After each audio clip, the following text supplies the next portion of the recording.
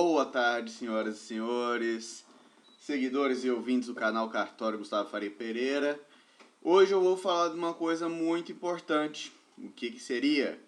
A filiação.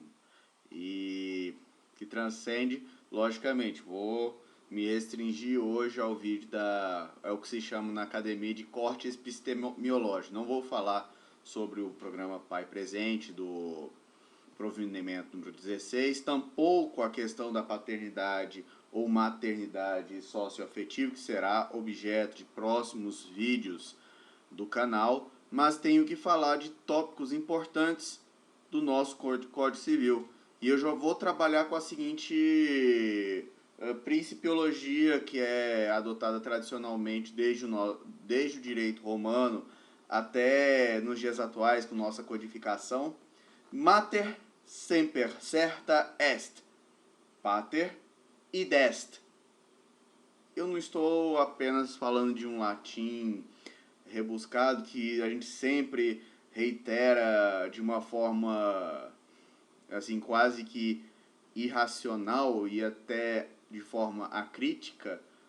A mãe é sempre certa por questões biológicas, tanto isso que existem legislações estrangeiras que falam o quê? A nacionalidade, principalmente quando se utiliza ius sanguinis, é o filho da mulher cidadã.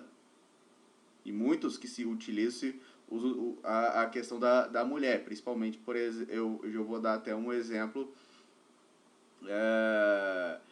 de estados que não são laicos, que se utilizam disso e utilizam o critério do ius sanguinis, que não, como se diz, não teve uma plena secularização, certo, pessoal? Em relação até à cidadania. E a questão da filiação aí não é só questão de direito de família, certo? E lembrando, de acordo com a nossa Constituição de 88, excluiu-se aquela distinção entre o filho extra conjugal e o concebido na constância do casamento. Antes tinha aquela discriminação, lógico, há uma exceção no nosso Código Civil, principalmente em questão de sucessão hereditária, quando fala na questão dos herdeiros colaterais, quando por exemplo, quando não for o irmão germano ou unilateral. Certo? E o artigo 1596, o que determina? Que os filhos, havidos ou não da relação de casamento ou por adoção, eles vão ter os mesmos direitos e qualificações. Proibidas quaisquer designações discriminatórias relativas à filiação. Tanto isso que existem normas específicas sobre filhos havidos fora da relação matrimonial, certo? E vamos trabalhar também na presunção de concepção dos filhos. Como é que a presunção? Aqueles nascidos 180 dias, pelo menos, depois de estabelecida a convivência conjugal, tanto isso que a mãe pode comparecer com a certidão de casamento, comprovando que é filho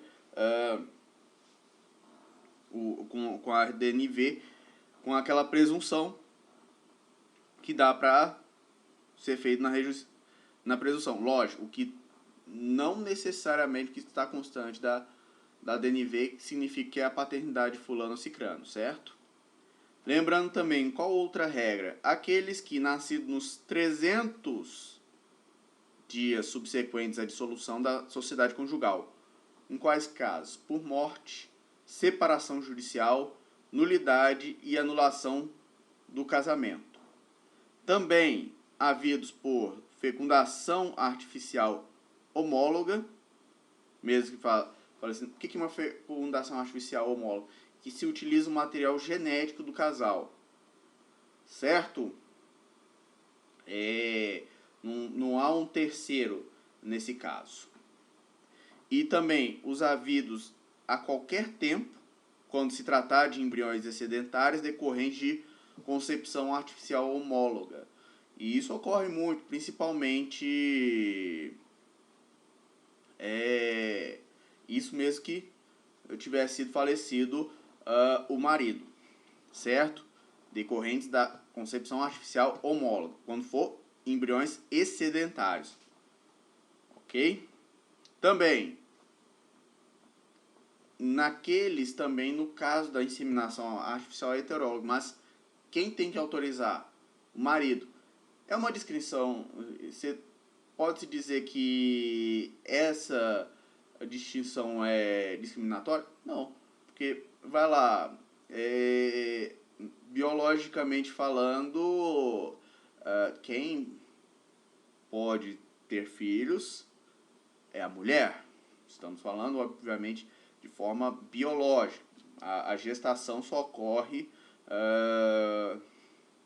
no ventre da mulher. Então, por isso que tem que ter a autorização do marido, porque há de ter a certeza, no caso, da mulher. Então, no caso da inseminação artificial heteróloga, quem vai autorizar? O marido, certo? Não é uma questão de distinção, é por questão de lógica, antes que venham a dizer X ou Y, por questões lógicas, certo? Lembrando que também é uma regrinha muito específica, de acordo com o artigo 1598. O que? Se passar aquele prazo, se antes de decorrer daquele prazo de 300 dias, certo? Do artigo, inciso 2º do artigo 1523, e qual seria? E qual seria este prazo, de acordo com o Código Civil? Que é o quê? É aquele das cláusulas suspensivas, o que a doutrina anterior falava de impedimentos dirimentes. Tanto isso que tinha, até um tempo atrás, na lei de introdução às normas de direito brasileiro, que antes era a lei de introdução ao Código Civil, sobre os impedimentos dirimentes.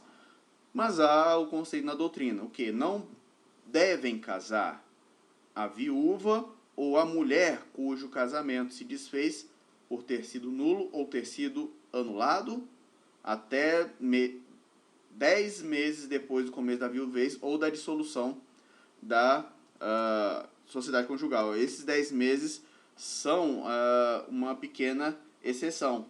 Tanto isso que, antes de decorrer desse prazo de 10 meses, a mulher contrair novas núpcias e nascer algum filho, este se presume do primeiro marido, não do segundo, certo? Se nascido dentro dos 300 dias a contar da data do falecimento deste, e do segundo, se o nascimento ocorrer após esse período, e já decorrido o prazo a que se refere o inciso 1º do artigo 1597, ou seja, brincadeiras à parte, é quando a fila corre bem rápido e praticamente não deixou nem esfriar o decujus.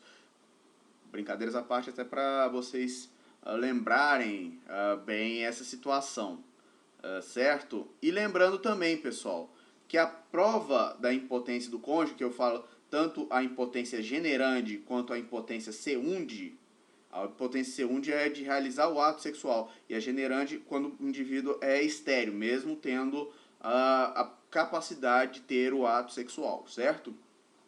De acordo com o artigo 1599. A prova da impotência do cônjuge para gerar na época da concepção e lide a presunção de paternidade. E também lembrando que o Código Civil é insuficiente a confissão do adultério para ilidir a presunção legal da paternidade. Ou seja, a investigação de paternidade ela é necessária. Cabe ao marido o direito de contestar a paternidade dos filhos nascidos de sua mulher, sendo tal ação imprescritível, ou seja, o direito de alimentos é uma coisa diferente em relação a essa prescrição. Como é uma ação de Estado, de personalidade, ela não submete nem à decadência e tampouco à prescrição, certo? E uma vez que contestada essa filiação, os herdeiros eles vão ter legitimidade para prosseguir na tal ação, certo? Lembrando que essa filiação vai se provar como? Pela certidão do termo de nascimento. Ele diz talvez até por prova em contrário. Depois ele vai entrar com ação direta, certo? Isso que é o pequeno defeito. Aí você descobre anos depois que não é pai, entra com uma ação negatória e pede a prova pericial qual seja, o exame de ácido desoxirribonucleico, aí já são outras histórias. Tanto isso que há presunção a questão do artigo 1604. Ninguém pode vindicar estado contrário ao que resulta do registro de nascimento, salvo se provando-se erro ou falsidade do registro. Lembrando também que a ação de prova de filiação, ela compete ao filho enquanto viver, passando aos herdeiros se ele morrer menor ou incapaz, certo? Lembrando também que, de acordo com o artigo 1605, na falta ou defeito do termo de nascimento, pode-se provar a filiação por qualquer modo admissível em direito, lembrando quando tiver um começo de prova por escrito proveniente dos pais. Ou também existirem aquelas veementes presunções resultantes de fatos já certos. E vamos lembrar do Código de Normas do Estado de Goiás, que quem for fazer o concurso, que o filho, havido ou não da relação de casamento, de acordo com o artigo 590, ele vai ter os mesmos direitos e qualificações. Certo? E lembrando que no assento e certidão de nascimento não vai ser feito referência à origem e natureza da filiação, vedando-se, portanto, a indicação do estado civil do lugar da serventia do casamento dos pais. Aqueles registros que eram feitos no livro B, agora não são mais válidos. Aliás, são válidos, mas o ideal é não fazer posteriormente a 88. Certo? Vedando-se a indicação do estado civil, do lugar da serventia do casamento dos pais, da ordem da filiação dos irmãos, salvo se obviamente tratar de gênero, ou qualquer outro indício que o registrando não é fruto de relação conjugal. Tem que lembrar a questão da lei, os artigos 5º e 6º da lei 8.560. Certo? Tanto isso que, para fazer esse registro, só precisa o comparecimento de um dos genitores acompanhado do quê? A certidão de casamento ou a certidão de conversão da união estável em casamento, a escritura pública de união estável ou também a sentença que for reconhecida a união estável. Não precisa do registro no livro E da escritura da união estável, que fique bem consignado. Lembrando, pessoal, que o nome do pai constante da NV não constitui prova ou presunção, ok? Lembrando também que, no caso dos registros de filhos nascidos fora do casamento, de acordo com o artigo 592 do Código de Normas, fora do casamento da união estável, não serão considerados estado civil o eventual parentesco dos genitores, certo? E como é que vai acontecer nessa declaração manifestada? Os pais comparecem pessoalmente ou por intermédio de procurador com poderes específicos ao registro civil de pessoas naturais para efetuar o assento, certo? Do qual constará o nome dos genitores respectivos avós. Também, apenas a mãe comparece com uma declaração de reconhecimento ao anuência do pai e a efetivação do registro, lembrando que o reconhecimento de paternidade é um ato personalíssimo, que fique bem consignado, e apenas o pai aparece munido de declaração de nascido vivo ou declaração médica que confirme a maternidade, com a firma reconhecida.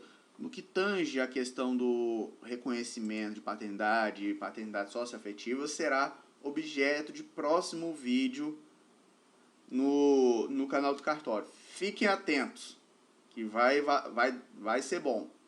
Vamos falar um pouco de direito de família, porque é extremamente importante para fins do registro civil, certo? Então, pessoal, para quem está fazendo a prova, sucesso, um grande abraço e um bom Dia das Crianças, ou Dia de Nossa Senhora também, feriado nacional. Grande abraço e tudo de bom.